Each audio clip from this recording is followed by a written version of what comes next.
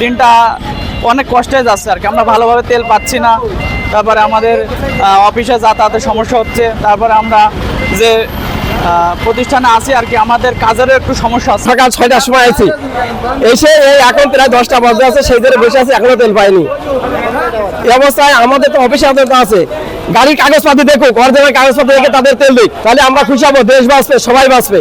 ভোর 5টা থেকে এই ভোগান্তি পাচ্ছি পেট্রোল নেওয়ার জন্য। আমরা চাকরি করি, আমাদের প্রতিদিন তেল লাগে, কিন্তু দেখা যাচ্ছে যে গত 2 দিন আগে আমরা সারাদিন দাঁড়ায় আমাদের মাত্র 200 টাকা তেল দিয়েছে।